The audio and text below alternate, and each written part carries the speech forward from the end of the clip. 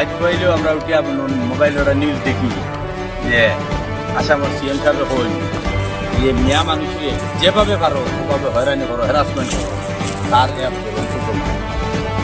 সবচেয়ে দুঃখের বিষয়, যদি ভারতীয় নাগরিক না হতো তাহলে উচ্ছেদ করলে আমরা কোনো অসুবিধা নাই। এরা যেহেতু ভারতীয় নাগরিক, ওনাদেরকে পুনর্বাসন না দিয়ে উচ্ছেদটা অমানবিক। আমি একটা জিনিস কইতাম চাইয়ার যে অল্প কিছুদিনের মধ্যে কিছু শাসক দলীয় নেতারা গিয়ে মানুষের বাড়িতে গিয়ে বলেছিল যে আপনার উচ্ছেদ থামিয়ে দেবো এরকম। কিন্তু ওনারা অনেক বড় অঙ্কের টাকা কালেকশন করেছে আমার জানা মতে।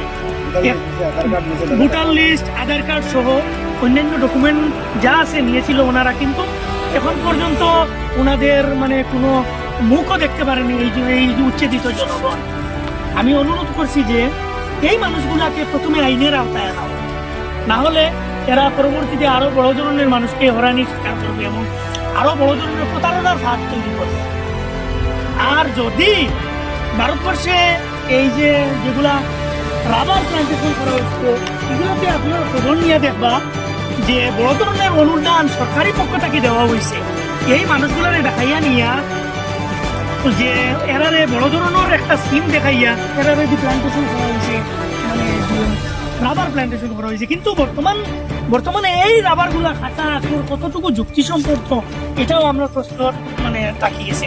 হ্যাঁ, যদি সুপারি এবং নারিকেল গাছ, এই দুইটা গাছ যদি ফরেস্টের এলাকার আওতায় না পড়ে তাহলে এগুলো কাটা হোক। কিন্তু এখানে আগর গাছ থেকে শুরু করিয়া যতটা গাছ আছে সবটি কাটা, এটা কোন ধরনের ন্যায় এবং কোন ধরনের আইন?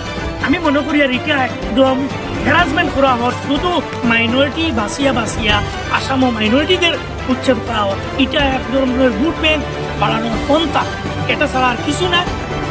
ধন্যবাদ। আমরা ভাষায় প্রকাশ করার মতো কিছুই নাই।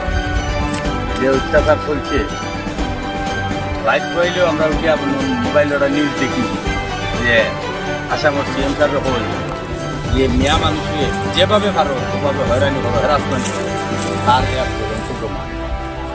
এই অঞ্চলের ভিতরে কিছু অন্য ধর্মর মানুষ আসুন, এরার বাড়িতে নিয়ে লাল ঝান্ডা মারি দেওয়া হয়েছে, খবরে প্রকাশ ঢুকতে দেওয়া হয়েছে না। আমরা গেছি না, চেষ্টা করলাম যে দেখার লাগে, চেষ্টা করিয়া পারছি না। আমরা বিফল হয়েছি। এটা পারিনি বাঙ্গা ওটা শুধু মাইনরিটি মানুষ, মুসলিম মানুষের ঘর যেন দেখান আছে বাঙ্গিয়া দেওয়া ওর, লাভ কাটিয়া দেওয়া ওর। এখানে মুসলিম অনেক ছেলেরা আসুন পরীক্ষার মেট্রিক পরীক্ষা দিতা, হায়ার সেকেন্ডারি পরীক্ষা দিতা, এরা পরীক্ষা কেমনে দিত, কীভাবে দিত, এরা রইত খানো খাইত খানো, এরা কোনো ব্যবস্থা নাই। যার কারণে আমরা ওটাও বুঝতাম পারছি যে আসামের যেন যেদিকে মাইনরিটি মানুষ আসুন সেভাবেও হ্যারাসমেন্ট করার পন্থা যেটা চলে, আমরা সেটা কিছু করার নাই।